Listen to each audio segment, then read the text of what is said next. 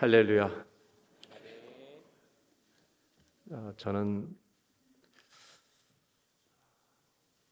밴쿠버에서 왔고요.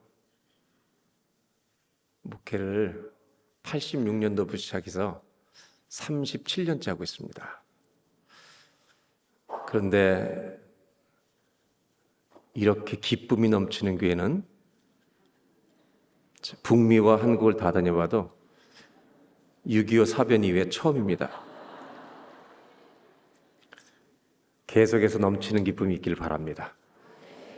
기쁨이 넘치는 이유는 기분만 좋은 게 아니라 예수님을 잘 믿어서 그러는 거죠. 저는 소문만 듣고 왔는데 목사님 뵙고 여러분 뵈니까 정말 살아있는 교회구나. 그래서 저는 이런 마음이 들었어요. 여러분의 사명이 참 크다. 대구를 뒤집어 놓으시길 바랍니다. 아멘. 주의 이름으로. 아멘.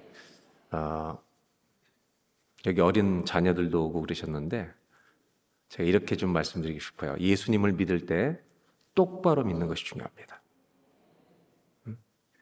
내가 믿고 싶은 대로 믿는 게 아니라 말씀대로, 주님이 원하시는 대로, 내가 원하는 대로 믿으면 병이 듭니다.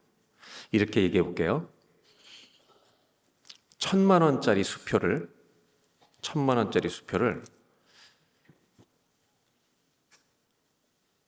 돌된 애기한테 수표를 1,000만 원짜리를 주면 애기가 어떻게 할 것 같아요? 찢어버릴 거죠. 글씨 쓰고 낙서하고 뭐 찢어버리겠죠. 이 1,000만 원을 아까 저 곡괭이 들고 나온 이런 분들 있잖아요. 그분들이 목사님들이에요. 저는 지금 TV 보는 줄 알았어요, 오늘. 그 중에 오늘 제일 먼저 나왔던 분 있잖아요. 심상치 않았던 분 있잖아요. 그분에게 1,000만 원짜리 수표를 드리면 목사님이 몰래 은행에 넣을 것 같아요? 아니면 사모님을 줄 것 같아요? 청년들을 위해 쓰신 김 목사님이 역시 청년들을 위해 쓴대요. 청년들? 아니, 잠깐만요. 청년들, 아까 그 목사님이 100만 원 생기면 여러분 위해 쓸 것 같아요? 대답이 약하네. 네. 자, 여러분, 똑같은 1,000만 원짜리 돈을 아기가 주면 아기는 왜 찢어버릴까요? 가치를 모르니까. 제 생각에는 아까 부목사님 저 처음 뵀지만 청유 목사님, 저분이 1,000만 원 갑자기 생기면 500만 원만 쓸 거예요, 저기다. 그럼 500만 원은 은행에 혼자 몰래 넣고 자기가 사고 싶은 거 살 거야, 아마. 아니, 사모님 드릴지도 몰라요. 왜 어른은 1,000만 원짜리 생기면 그렇게 소중하게 관리할 수 있느냐? 가치를 알기 때문이에요. 가치를 알기 때문에 다르게 반응하는 거예요. 말씀도 똑같은 거예요. 하나님 말씀을 깨달은 사람은 그 가치를 알지만 아무리 읽고 들어도 가치를 모르는 사람은 이게 휴지 조각 같은 거예요. 오늘 이 말씀이 내 평생 따라갈 말씀이 되길 바랍니다. 아멘. 그래서 이 질문을 먼저 하고 싶은데 잘 대답하셔야 됩니다. 여러분, 하나님을 아십니까? 하나님을 아세요? 왜 대답을 못하는 거예요? 하나님을 아십니까? 얼만큼 아십니까? 하나님이 뭘 좋아하는지 아시는 거예요? 뭘 싫어하는지 아시는 거예요? 더 쉬운 질문 해볼게요. 호랑이를 아십니까? 호랑이 알아요? 호랑이가 무서워요, 귀여워요? 어떻게 무서운 걸 알아요? 살아봤어요? 어떻게 아냐고요? 여러분이 호랑이 무서운 걸 알려면 성경에 알다라는 말은 체험한다는 말이에요. 그러면 어떻게 아냐면 동물원에 가셔서 여러분을 호랑이 있는 곳에, 그분 계신 곳에 여러분을 넣어달라고 그러세요. 그럼 호랑이를 맛보아 아는 거예요, 여러분. 호랑이가 무서운 걸 여러분 아는 이유는 동물의 왕국을 봐서 그렇죠. 맞죠? 조금 더 실감나게 얘기 드릴게요. 결혼한 지 10년 이상 된 남자만 손 들어봐요. 손 들고 대답해요. 크게. 여러분의 아내가 귀여워요, 무서워요? 왜 말도 못하고 있어요, 앞에 있는. 귀여워요, 무서워요? 저분이 저한테 뭐라지 아세요? 넵. 이게 무슨 말인지 남자끼리 다 알아. 몇 년 됐어요, 결혼한 지? 13년 됐는데 다 알아버렸어, 벌써. 저분이 넵 그랬다는 말은 귀엽다는 말이에요, 무섭다는 말이에요? 저분이 무섭다는 말이, 여러분, 그 마음이 이론이의 체험이에요. 금요일 저녁에 무서운 이유를 알게 될 거예요. 저는 35년 넘게 살았지만 여자는 미스테리예요. 오늘 성경으로 돌아오면 말씀의 가치를 정말 알고 내가 복받기 위해서 예수 믿는 게 아니라 그분을 위해 살고 그분을 위해 죽기 위해, 가난해도 부해도 건강해도 병들어도 나는 내 인생 통해 주님이 높임받기를 원합니다. 이런 믿음으로 무장하는 우리 경산 중학교 성도들이 되시길 바랍니다. 이번에 주제를 받았어요. 나도 너희를 세상에 보내노라. 이 말씀을 듣고 오늘 첫날은 이런 얘기를 나누려고 그래요. 세상에 보냄받았는데 뭘 가지고 나가는 거냐는 거예요. 뭘 가지고 나가는 거냐. 그 가장 중심에 있어야 될 것. 그것을 좀 나누려고 합니다. 오늘 이 내용은 우리가 잘 아는 이야기입니다. 엘리야라는 선지자가 사르밧 과부를 만나는 이야기입니다. 엘리야는 하나님의 예언자로서 하나님의 생명의 말씀을 받아서 전하는 임무를 가지고 있던 사람입니다. 그 당시 아합 왕은 이세벨이라는 아내와 함께 아주 가장 역사 속의 최악의 커플이에요. 최악의 커플입니다. 하나님이 그들이 너무너무 악해서 그 시대에 3년 넘는 가뭄을 주셨습니다. 그 기간 동안 엘리야는 그리 시냇가에서 가 있었습니다. 거기가 있으라고 주님 말씀하신 대로 있어요. 뭐를 통해서 먹이겠냐고 그랬냐면 까마귀를 통해서 먹인대요. 여러분, 저는 성경을 읽을 때 이런 생각이 들어요. 내가 선지자였으면 나 안 간다. 왜? 까마귀를 통해서 음식을 먹으려면 뭘 갖다 줄 수 있냐, 저 인간들이, 저 까마귀들이. 근데 그는 주님이 시키신 대로 한 겁니다. 여러분, 말씀하시는 대로 해보시길 바랍니다. 굉장히 저도 고민했을 것 같아요. 3년 넘게 있다가 그리시네까지 다 마르게 되었을 때 비가 안 내려서 주님이 사르밧 지방으로 이동하라고 말씀하십니다. 사르밧 지방으로 이동을 했는데 거기서 누구를 만나냐면 오늘 성경의 사르밧 과부를 만나게 됩니다. 제가 이제 어려운 질문 하겠습니다. 여러분이 알고 있는 상식으로 대답을 잘 하셔야 돼요. 사르밧 과부는 부자였습니까? 가난했습니까? 약간 가난했습니까? 뭔가 찢어지게 가난했습니까? 뭐가 찢어지는지는 저는 몰라요. 너무너무 가난한 겁니다. 근데 신기한 것은 열왕기 상하라고 하는 책은, 열왕기 상하, 영어로 kings라는 제목입니다. 왕들의 이야기란 말입니다. 그래서 열왕기 상하라는 책에는 두 개의 큰 강이 흐르고 있어요. 그게 뭐냐면 이스라엘 역사의 왕들이라고 하는 강들과 권력을 가졌던 왕들의 권력의 강과, 또 하나는 이들에게, 왕들에게 하나님의 말씀을 전해주는 선지자라는 사람들의 강이 흐르고 있어요. 이 왕들과 선지자들의 강 사이에 사르밧 과부라는 이름 없는 한 여자가 등장합니다. 그것도 너무너무 가난한 여자. 이 사람을 등장시킨 이유가 뭔지 아세요? 사르밧 과부는 오늘 이 시대에 교회에 들어오면 아무도 환영하지 않을 사람입니다. 정말 보잘것없는 사람입니다. 근데 주님 보여주시는 건 뭐냐면 이 보잘것없는 여인을 나는 쓸 수 있다는 것입니다. 오늘 여기 모인 모든 분들 하나님이 쓰지 못하실 사람은 하나도 없는 줄로 믿습니다. 아멘. 내가 누구냐 하면 하나님이 쓰실 사람인 걸 잊지 마시길 바랍니다. 나는 오늘 하나님이 쓰시기 위해 준비된 사람이구나. 아멘. 없어도 괜찮아요.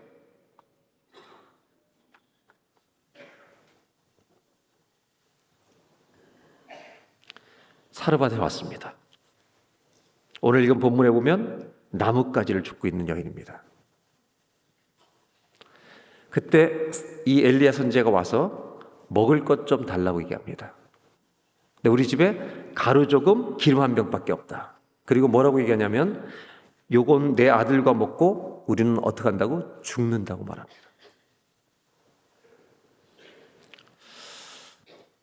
이때 엘리야가 아주 독특한 이야기를 합니다. 뭐라고 얘기하냐면 그것을 먹으라고 그래요? 나를 달라고 그래요? 이것이 매우 우리 가슴을 아프게 하는 이야기입니다. 왜냐하면 제가 볼 때는 엘리야가 너무 냉정한 사람처럼 보이기 때문입니다. 이 여인이 먹을 것 나무를 줍고 있는데 엘리야가 와서 먹을 것 좀 달라고 했더니 우리 집에 쉽게 얘기하면 밥 한 공기, 김치 한 접시밖에 없다는 겁니다. 그러면 엘리야가 선지자라면 달라고 해야 정상이에요? 당신들 먹고 그냥 죽으라고 해야 정상이에요? 죽으란 말 할 필요 없지만 그들이 죽는다 그런 거예요. 그들이 이거 먹고 우리 죽을 거라고, 먹을 거 없다고. 그러면 달라고 그래야 정상이에요? 그대들 드시라고 그래야 돼요? 자, 1번 달래야 한다, 2번 드려야 된다. 대구 사람들 무섭군요. 달라고 그래야 돼요? 당신들 먹으라고 그래야 돼요? 그게 정상입니다. 이런 질문이 생기죠? 왜 엘리야는 이렇게 냉정할까? 고민해 보신 적 있어요, 여러분?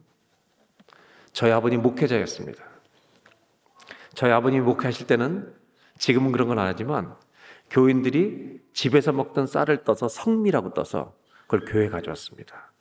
그 성미가 모이면 교회 밥할 때도 먹고 목회자 가정은 그 쌀을 먹고 살았습니다. 그러다 어느 날 가을에 햅쌀이 나오면 어떤 교인분이 요만큼 해가지고 햅쌀을 목사님의 새 쌀을 좀 드시라고 갖다 줍니다. 제가 본 바로 우리 아버님은 우리가 그걸 먹지 않았습니다. 그 햅쌀을 들고 교인 중에 절대로 햅쌀을 사 먹지 못할 교인들을 방문해서 그분 가정을 드렸습니다. 저는 여러분들과 오늘 성경을 보면서 말씀의 가치를 알기 위해서 지금 질문하는 겁니다. 정말 기름 요만큼, 떡 가루 요만큼에서 한 번 딱 음식 만들어 먹고 죽을 것밖에 없는 그 가난한 집의 과부에게 엘리야 선지자가 가서 이걸 달라고 그래야 돼요? 당신들 먹으라고 그래야 돼요? 뭐가 정상이냐 이거예요. 제가 본 우리 아버님은 그분 먹으라고 했을 겁니다. 저는 먹으라고 그랬을 것 같아요? 달라고 그랬을 것 같아요? 의심의 눈으로 보지 마세요, 저를. 청년부한테 물어봐야지. 제 얼굴이 인상이 좋게 생겼죠? 여러분, 목사님 인상 얼마나 좋은지 알아요, 몰라요?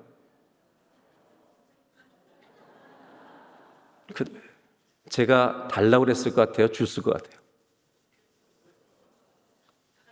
초면에 잘해요. 네. 저는 이 성경을 보면서 사실 가슴이 아팠어요. 이상하잖아요. 너무 차가워요, 엘리야가. 왜 그럴까? 이유를 알아야 합니다. 이제 여러분 상식으로 대답하셔야 돼요. 잘 대답하셔야 돼요. 여러분, 여러분이 알고 있는 성경의 상식으로 하나님이 과부에게 엘리야가 올 거니까 있는 거 잘 대접해, 이렇게 하나님 말씀하신 적이 있어요, 없어요? 있어요, 없어요? 없어요. 우리가 알고 있는 상식으로 없어요. 그래서 성경을 똑바로 읽어야 돼요. 제가 오늘 읽기 전 10절부터 읽어주셨는데 앞절 한 절을 보겠습니다. 9절을 보겠습니다. 뭐라고 써있는지 시작. 너는 일어나 시돈에 속한 사르밧으로 가서 거기 머물라. 내가 그곳 과부에게 명령하여 내게 음식을 주게 하였느니라. 너는 일어나, 하나님이 엘리야에게 말씀하시는 거예요. 사르밧으로 가서 거기 머물라. 내가 그곳 과부에게 명령하여 너에게 음식을 다시 묻습니다. 하나님이 과부에게 엘리야 가기 전에 엘리야 선지자가 올 테니 네가 있는 그 적은 음식으로 먹이라고 말씀하셨어요, 안 하셨어요? 여러분 좀 크게 대답해 주세요. 하셨어요, 안 하셨어요? 아까 안 했다며. 이것을 아는 것과 모르는 것은 너무 중요한 차이가 있습니다. 너무 중요한 차이가 있어요. 제가 아까 그 청년부 그 제일 먼저 나온 목사님을 잠깐 초대하고 싶어요. 잠깐 일로 오시면 좋겠어요. 그 몸빼바지 입었던 분 어디 갔어요? 들어갔어요?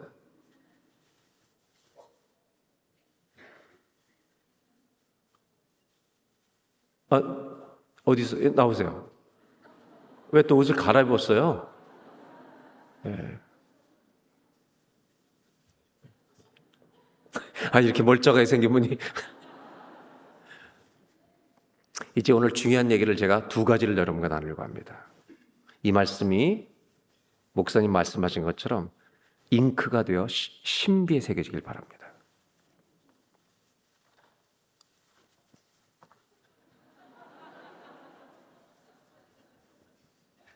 이것은 우리 모두에게 해당되는 이야기입니다. 이분이 사르밧 과부입니다. 그 바지를 입고 왔어야 돼요. 사르밧 과부예요. 이 과부에게 하나님이 누가 올 테니까 말씀을 엘리야 오면 먹이라고 말씀을 주셨습니다. 말씀을 주셨어요? 주셨어요, 안 주셨어요?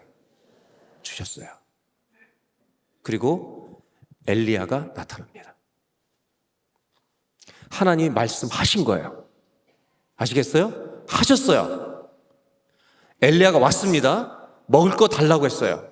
그런데 이 사람이, 과부가 우리 먹고 죽을 거밖에 없다고 거절합니다. 그때 엘리야는 너무 뜻밖의, 냉정하게 그걸 먹으라고 그러지 않고 달라고 그럽니다. 엘리야가 왜 이렇게 냉정하냐 이거예요. 왜 이렇게 냉정한 거예요? 냉정하고 차가운 게 아니라 엘리야는 한 가지를 이 과부에게 부탁하고 있습니다. 우리 모두 똑같아요. 이 여자는 뭐냐면 말씀하셨는데 말씀대로 하면 우리 집이 망할 것 같은 거예요. 말씀대로 하면 내가 죽을 것 같은 거예요. 우리는 이렇게 특세 때 나와서 주께서 나에게 하시는 말씀을 받아가요. 세상에 나갔는데 문제는 뭐냐면 몰라서가 아니라 아는데 이렇게 살면 죽을 것 같은 거예요. 이렇게 사는 것은 손해보는 것 같은 거. 못하는 거예요. 그래서 근데 엘리야는 줘봐, 나한테 달라는 거예요. 여러분. 그러면 너희 집에 통의 가루가, 병의 기름이 마르지 아니하리라. 누가 말씀하셨기 때문에. 지금 엘리야는 냉정해서 그러는 게 아니라 주님 말씀하신 대로 해보라고 믿음으로 반응할 것을 요구하고 있는 거예요. 이것이 정말 이 땅의 복이 아니라 하늘의 복을 받는 비결이라는 것입니다. 많은 성도들이 말씀을 알아요. 모르질 않아요.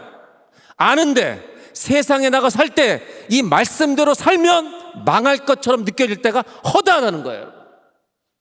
그럼에도 불구하고 믿음으로 해보라는 것입니다.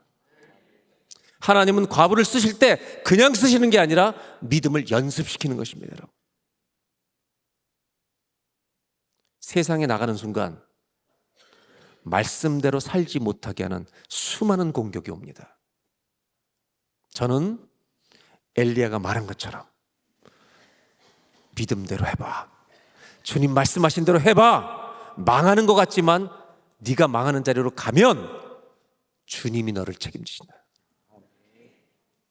엘리야는 믿음의 자리로 몰아내는 거. 어떤 자리로? 내가 나를 책임지는 자리가 아니라 주님이 그를 책임지는 자리로. 대구 사람들 용감하다며요. 여러분 힘쓰는 데만 용감하지 말고 말씀 지키는데 주님 앞에 의리를 지키기를 주의 이름으로 축복합니다. 아멘. 감사해요 목사님. 목사님 이따 한 번 더 나와야 돼요.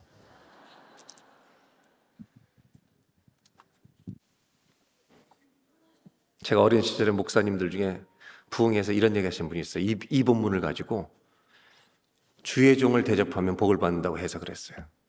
이 본문은 그런 얘기가 아니에요. 창피하게 무슨 목사가 자기가 대접받으려고 그렇게 이 본문을 이용해요. 이 본문은 그런 얘기가 아니에요. 주는 것이 받는 것보다 복이 있다는 말은 성경 전체의 원리예요. 누구에게 잘해줘도 돼요. 물론 주의 종들한테 잘하는 거 다 귀한 거예요. 이 본문은 거기에 이용할 본문이 아니에요. 이 본문의 핵심은 믿음대로 말씀하신 대로 해봐. 저는 오늘 아침에 잠깐 와서 그러는데 여러분도 금요 성령 집회가 있다며요. 저희도 금요 부흥회가 있어요. 연중무휴. 저희가 처음 어떤 자매가 등록한 나이가 많은 청년 자매가 등록을 했습니다. 자기가 새 가족으로 와서 소개를 하는데 저는 모태신앙입니다. 싱글인 자매예요. 결혼하는 자매인데 뭐라고 소개를 하냐면 저는 모태신앙인데 여기에 직업을 얻어서 밴쿠버에 왔습니다. 그래서 뭐라고 했냐면 저는 카지노에서 일하고 있습니다. 이렇게 아주 너무 쫙 떳떳하게 얘기를 하더라고요. 제가 아니 여기까지 와서 왜 하필이면 카지노에서 일하냐 제가 이런 마음을 이제 먹었어요. 그게 제 마음속에 늘 걸렸어요. 저희 교회는 이 작은 스몰 그룹, 다락방이나 이런 스몰 그룹, 저희는 셀처치라는 셀이라고 그러는데 이 청년, 나이 많은 청년들의 싱글 모임들이 셀이 여럿이 있어요. 이 셀들이 연합을 해서 한 번은 1년쯤 지났는데 저를 초대한 거예요.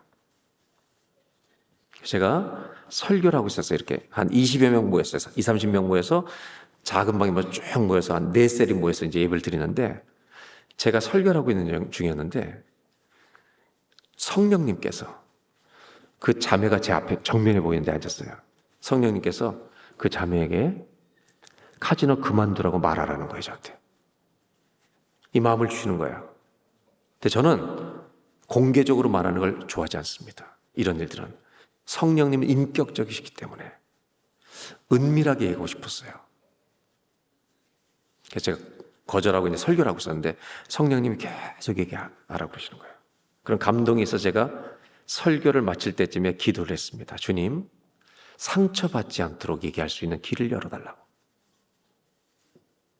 그래서 설교가 끝날 때쯤에 성령님이 답을 주셨습니다. 그래서 제가 정면에 앉는 자매를 향해 자매님, 설교를 마칠 때 주님이 자매님이 그 일터에 일하는 걸 원하지 않는 것 같습니다. 않으시는 것 같습니다. 그래서 뭐라고 주님이 저에게 말을 주셨냐면 나는 내 딸이 아버지라면 내 딸이 대학 나와서 그 직업을 가지고 있는 것을 기뻐하지 않는다고 말씀하신다. 이 얘기를 딱 전하는 순간 이 자매가 통곡을 시작한 겁니다.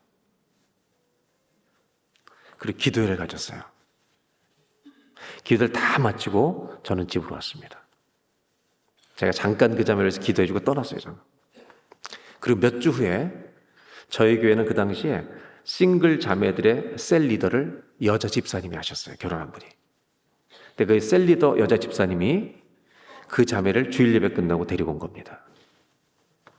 그리고 저한테 와서 뭐라냐면, 목사님, 자기 마음속에도 모태신앙인데 부담이 많이 있었습니다. 그날 얘기해 주신 것이 주님이 저에게 얘기하신 줄 저는 받아들였습니다. 그리고 직장을 옮겨 찾다가 일본 식당에 웨이트레스 종업원으로 취업을 하게 됐는데 월급이 3분의 1입니다. 월급이 3분의 1. 그런데 그렇게 살겠습니다. 그 기도해달라고 온 거예요. 저도 너무 기뻐가지고 정말 축복 기도를 해드렸습니다. 그 자매는 워킹 홀리데이로 잡을 얻어가지고 있었는데, 그리고 3개월에 한 달 뒤에 3, 4주 후에 다시 왔어요.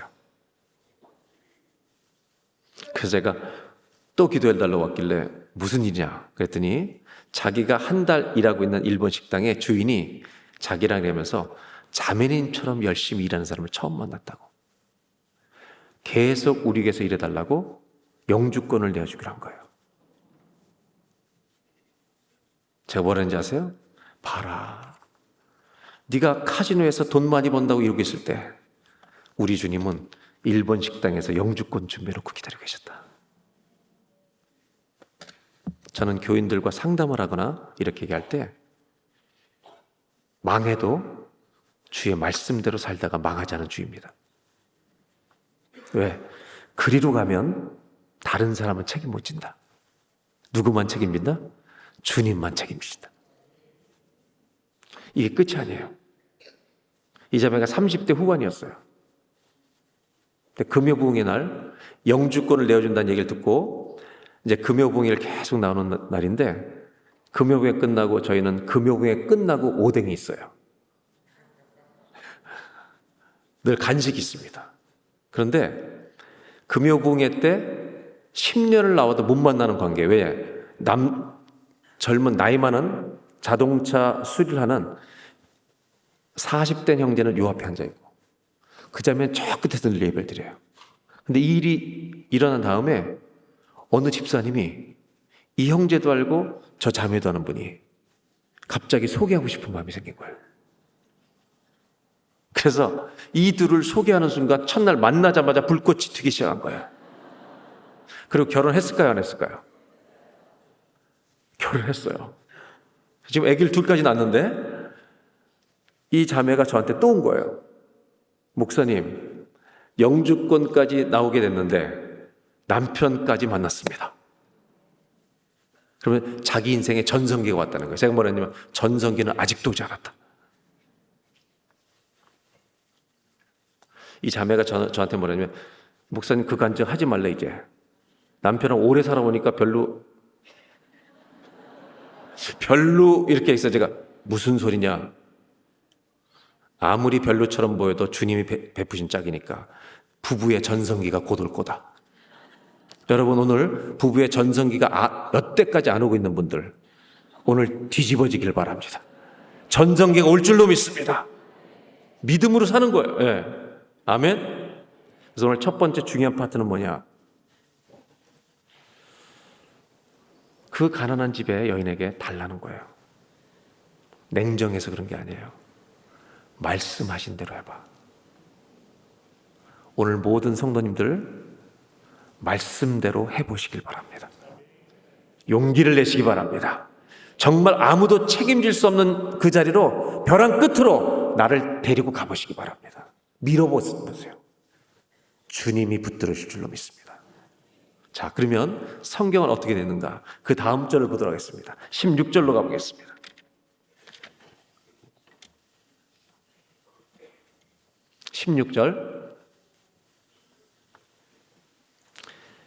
네, 다 같이 시작.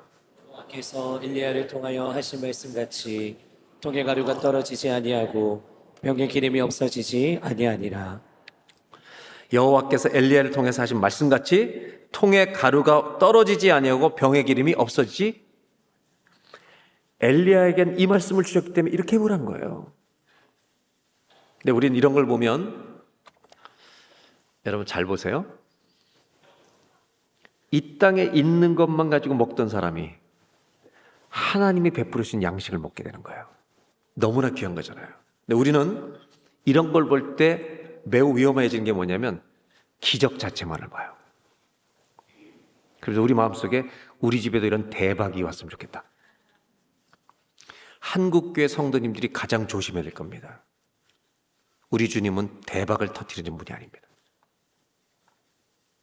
우리를 엄청난 갑부를 되게 모두를 만들지 않습니다. 제가 통계를 내보니까 교회를 다니는 사람 치고 평생 먹고 살 거 가지고 있는 사람 별로 없어요. 우리 주님은 대박을 터뜨려서 계속 우리를 이끌어 가시는 분이 아닙니다. 일상생활의 작은 기적을 통해서. 아멘. 대박을 기대하지 마시라고요. 예수 믿는 사람은 성실하게 사는 것을 배워야 돼요. 제 아내가, 저희가 96년 1회 나갔어요. 이제 28년째를 맞이하고 있는데 아이들이 거기서 다 자랐는데 초등학교 2학년 4학년일 때 제 딸만 둘일 때 학교 갔다 애가 왔는데 우리 집사람이 차고에 숨어버렸어요. 애들이 와서 엄마 어디냐고 막 온 동네를 찾는 거예요. 집을 다 찾는데 없잖아요. 마지막으로 차고를 딱 여는 순간에 제 아내가 어떻게 했는지 아세요? 서프라이즈! 그리고 나타난 거예요. 애들이 깍깍 그러고 너무너무 좋아한 거예요. 한 번만 해야 돼, 이런 거는. 엄마가 1년 360일 숨어 있으면 어떻게 해요? 애들이 이렇게 해서 엄마가 이상해. 한번 따라하시게. 우리 하나님은 지극히 정상이십니다. 정상이십니다. 성실한 자를, 신실한 자를 복주시기 원하시는 분이에요. 아무에게나 무조건 대박 터뜨리고 이런 방법으로 인도하시는 분이 아니라 작은 기적들로 인도하시는 분이에요. 자, 이 오늘 이야기는 이제 정점을 향해 갑니다. 먹고 살 것이 생겼어요, 안 생겼어요? 기적처럼 정말 기름과 가루를 먹게 돼요. 근데 문제가 생깁니다. 어떤 문제가 생기는지 보겠습니다. 17절입니다. 다 같이 읽겠습니다.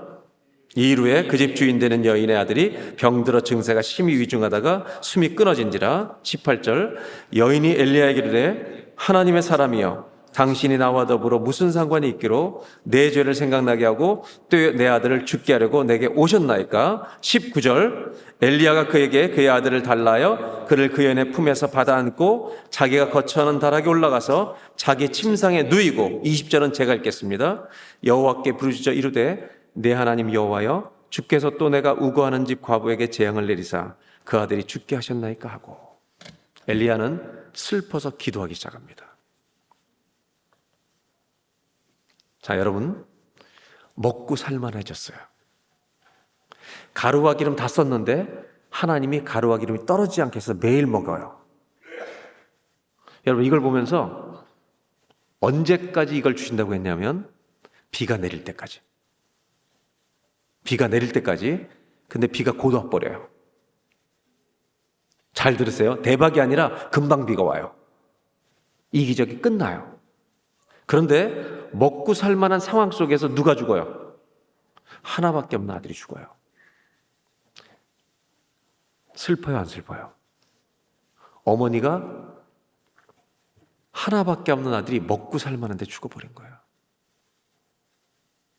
그때 엘리야는 그 아들 데리고 다락방으로 올라갑니다. 하나님께 기도합니다. 왜 죽게 하셨습니까? 그리고 기도하고 기도했는데 정말 기적이 일어납니다. 22절입니다.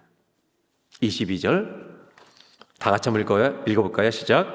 여호와께서 엘리야의 소리를 들으심으로 그 아이의 혼이 몸으로 돌아오고 살아난지라. 23절 엘리야가 그 아이를 안고 다락에서 방으로 내려가서 그의 어머니에게 주며 이르되 보라 내 아들이 살았느니라. 한번 따라하시겠습니다. 내 아들이 살았느니라. 제가 여기다 뭐라고 썼는지 아세요? 대박. 주님은 대박으로 인도하시지 않는다며요. 여러분, 우리가 볼 땐 대박처럼 보이잖아요. 이것도 대박이 아니에요. 진짜 중요한 우리가 받은 축복은 이것을 대박이라고 말할 필요도 없어요. 진짜 큰 축복은 죽을 우리가 영원한 생명을 얻게 된 복음을 만난 것인 줄로 믿습니다. 이것보다 더 큰 대박은 우리 인생에 일어날 수가 없습니다. 아멘, 아멘, 아멘. 나 같은 죄인 살리신 주의 복음이 우리에게 임한 것이 최고의 복인 줄로 믿습니다. 그래서 아브라함에게 하나님이 믿음으로 의롭다함을 여기고 그에게 복이 되리라고 말씀하시죠. 너는 복이 되리라. 복이 될지라. 이전 번역은 복의 근원이 되리라. 제가 번역하면 뭐라고 번역했냐면 너는 복 덩어리다. 아멘. 여러분, 오늘부터 새벽 기도 끝나고 집에 갈 때, 일하고 퇴근하고 집에 들어갈 때 그냥 들어가지 말고 이렇게 들어가세요. 문 열어라, 복 덩어리가 들어간다. 아멘입니까? 내가 복이 아니라 내 안에 계신 예수가 복이기 때문에. 아멘. 할렐루야. 옆 사람하고 인사하겠습니다. 형제님, 자매님은 복 덩어리입니다. 한번 인사하겠죠. 형제님, 자매님의 복 덩어리입니다. 이제 집에 들어갈 때 뭐가 들어간다고요? 문 열어라. 복 덩어리가 들어간다. 우리는 예수님 때문에 내가 복 덩어리인 거예요. 사랑하는 교회 성도 여러분, 여러분이 가는 곳에 여러분 때문에 복이 있기를 바랍니다. 나 때문에 근심되지 말고 나 때문에 내 가정이, 내 교회가, 내가 일하는 곳이, 내 학교가 복이 되게 하여 주시옵소서. 오늘 얘기에 이제 결론으로 돌아옵니다. 여러분, 왜 살려주셨을까? 아이를 돌려줄 때 마지막 절 읽고 제가 설명드릴게요. 뭐라고 대답하는지 이 사르밧 과부가 24절입니다. 시작. 네, 내가 이제야 당신은 하나님의 사람이시요 당신의 입에 있는 여호와의 말씀이 진실한 줄 아노라 하니라. 우리는 이런 본문을 보면 죽었다 살아난 사람의 기적에 초점을 맞춥니다. 그런데 주님은 이 기적 속에 비밀을 숨겨놓으셨습니다. 이 기적보다 더 중요한 메시지가 있다는 것입니다. 이제 그 몽빼바지 목사님이 오시겠습니다.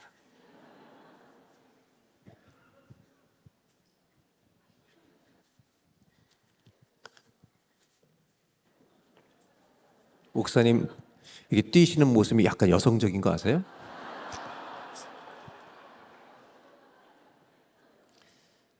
이 집에 아들이 있었습니다. 하나. 아들이 죽었습니다. 죽었어요. 엘리야도 슬펐습니다. 그리고 이 아이를 달라 하고 기도했는데 주님이 살려주셨습니다. 그리고 이 아이를 돌려줍니다.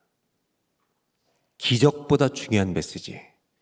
나도 너희를 세상에 보내리라 하셨는데 뭘 가지고 가는 거예요, 우리가? 뭘 가지고 세상으로 갈 거예요? 이 기적 안에 기적보다 중요한 비밀이 담겨 있단 말입니다. 제가 성경을 읽겠습니다. 이 아이가 죽자 어머니가 제일 먼저 생각난 게 뭔지 아세요? 이 아이가 죽자마자 어머니가 제일 먼저 생각난 게 뭔지 아세요? 18절에 고백합니다. 보겠습니다.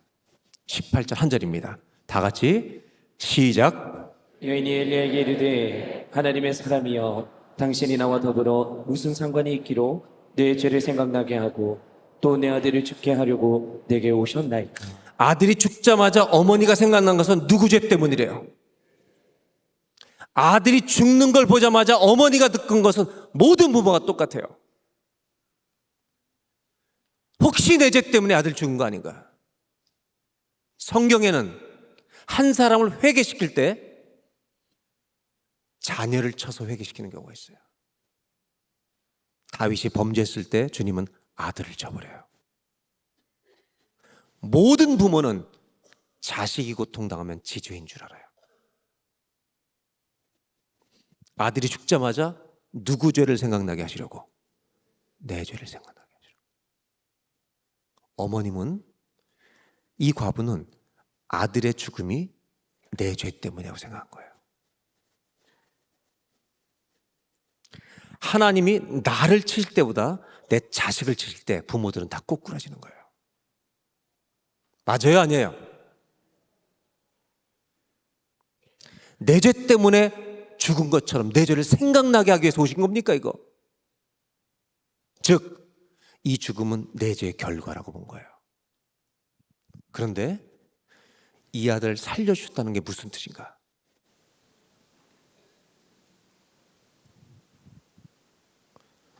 이걸 설명드리기 전에 부모님들에게 물어볼게요. 자녀들이 다 같이 있어요. 저는 4대째 목사 집안에서 태어났어요. 그럼에도 불구하고 정말 죄인이에요. 아무리 목회해도 내 죄성은 끊어지지 않아요. 그래서 싸워야 돼요. 선한 싸움을 매일 싸워야 돼요. 우리 딸들이 저를 다 알까봐 두려워요. 근데 우리 주님은 알수록 좋은 분이에요. 완전하시기 때문에. 아멘. 그래서 저는 꿈이 하나님을 닮아가는 거예요.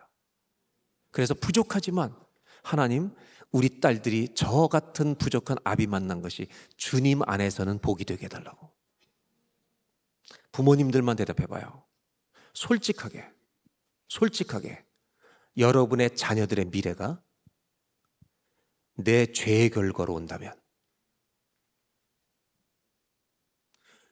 여러분 자녀들의 미래가 내가 지금까지 살면서 저지른 죄의 결과로 온다면 소망이에요, 절망이에요?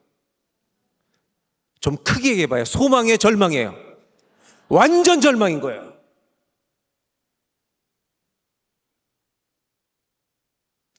이 과부는 그걸 하는 거예요. 이 절망은 내 죄 때문이구나.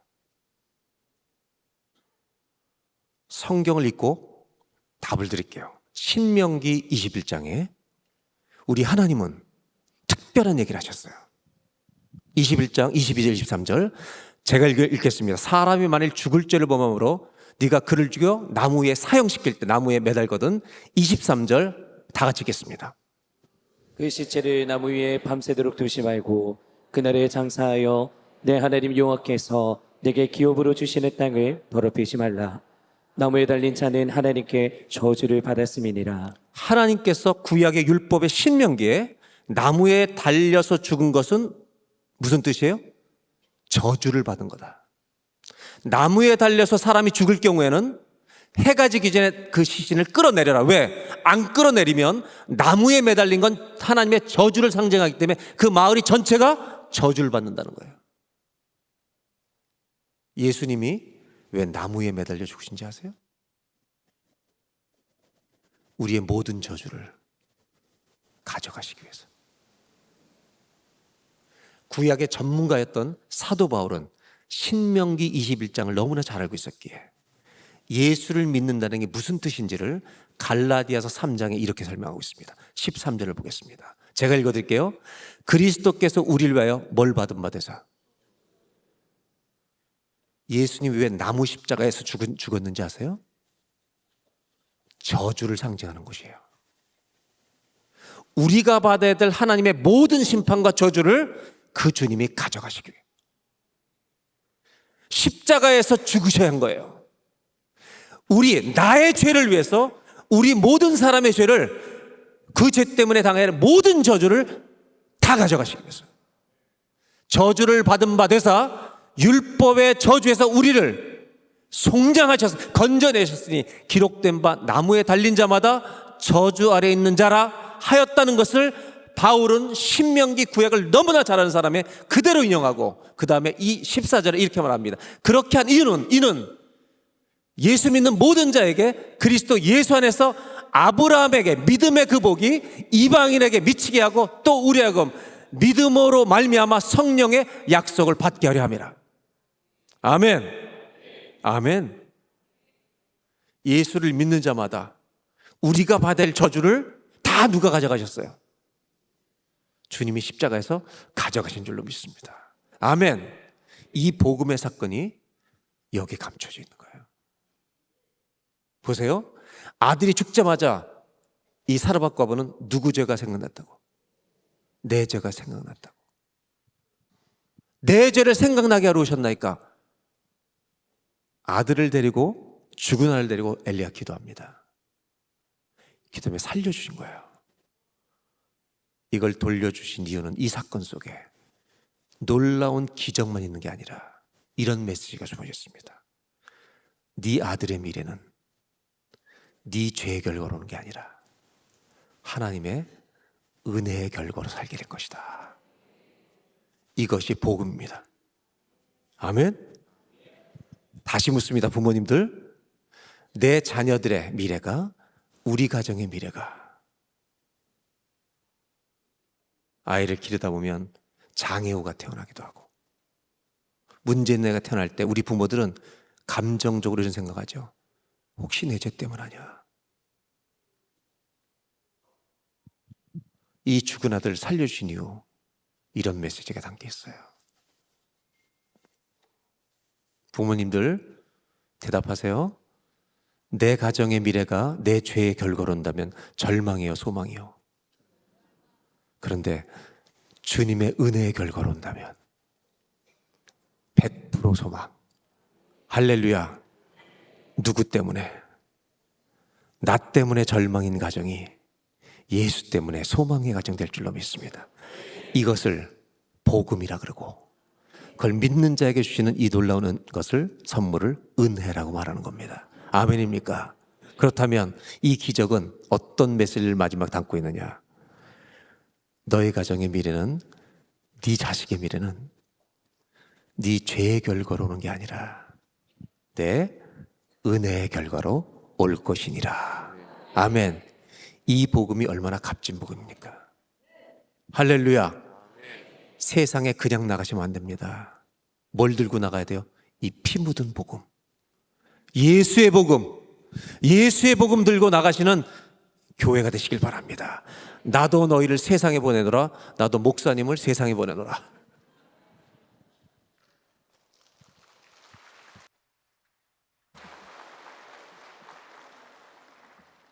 찬양팀 올라오시고요. 여러분 잘 들으세요. 대충 믿으시면 안 됩니다. 똑바로 깨닫고 믿어야 합니다.